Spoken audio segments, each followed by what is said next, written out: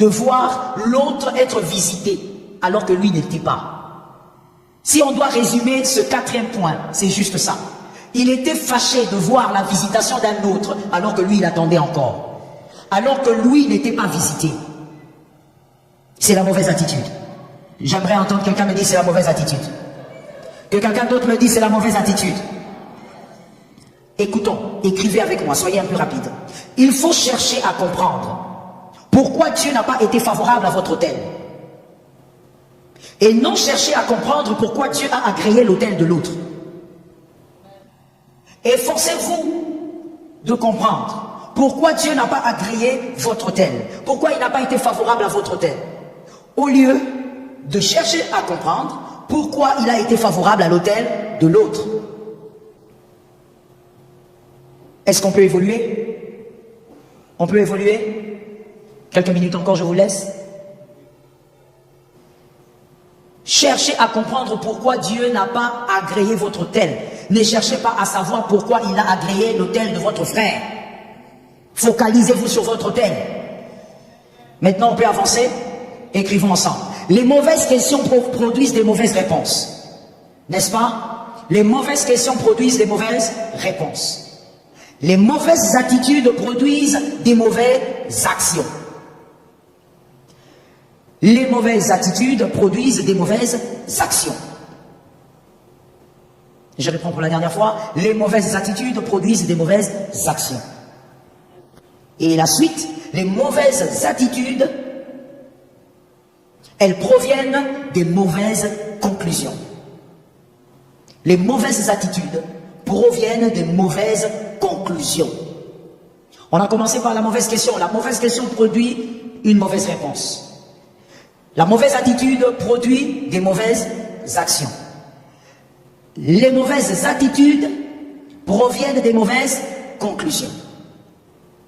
Lorsque quelque chose vous arrive dans la vie, si tu es un peu en retard, tu vas compléter avec ce que ton frère a écrit. Lorsque quelque chose vous arrive dans la vie, attention à vos conclusions. Lorsqu'il y a un événement autour de votre vie, attention à vos conclusions. Parce que vos conclusions vont produire, merci beaucoup, des attitudes. Suivez bien le schéma que je vous ai donné. Des attitudes. Vous ne saurez pas pourquoi la sœur, depuis un moment, quand elle vient à l'église, elle est devenue froide, elle ne parle à personne. Mais vous savez pourquoi elle est devenue comme ça? À cause? Non. Merci, pasteur. À cause des conclusions. Les mauvaises conclusions. Ça veut dire, elle s'est mise, elle a réfléchi, elle a conclu. Ah, donc moi, dans cette église-là, on ne me respecte pas. Alors, à partir d'aujourd'hui, je deviens froide.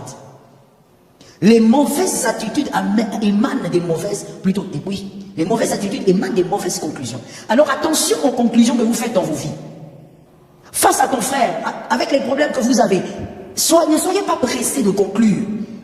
Non, il a fait ça à cause de ça. Mon frère, tu peux te tromper. J'ai parlé, mais je n'ai pas entendu. J'ai parlé, mais je n'ai pas entendu. Je dis, mon frère, ma soeur, tu peux te tromper. L'erreur est humaine. Tu peux te tromper. Il ne faut pas dire, non, je la connais. Moi, je vous dis, je la connais. Tu peux te tromper. Même un père peut se tromper sur son fils. Oui, n'est-ce pas? N'est-ce pas qu'Isaac s'est trompé sur ses fils? Il croyait que le béni c'était Isaïe, alors que Dieu avait choisi Jacob. Même un père peut se tromper. Arrête de dire, non, je la connais. Maman, si elle a fait ça, c'est parce qu'elle a dit ça. Non, tu peux te tromper. Quand tu vas dans des mauvaises conditions, des mauvaises conclusions, tu auras des attitudes qui vont t'amener à la perdition. Attention. Non, à partir d'aujourd'hui, moi et telle personne, c'est fini. Mon frère, peut-être que c'est l'homme de la destinée, il faut te calmer. Attention avec les mauvaises conclusions. Ne sois pas pressé. Et à chaque fois que tu veux décider, s'il te plaît, ça c'est un conseil, mûris un peu ta décision pendant des jours. J'ai entendu 2 amens. Ou je prêche aux adultes, non? Je prêche aux adultes. Voilà. Mûris ta réflexion pendant des jours, ne sois pas pressé. Non, à partir d'aujourd'hui, moi je quitte ce département. Calme-toi. Mûris. Mûris d'abord, mûris. Tu ne sais pas. Hein? Et moi, comme j'aime de dire, avant de décider, n'oublie pas qu'il y a 2 personnes qui attendent ta décision. Dieu et le diable. Qui aura raison?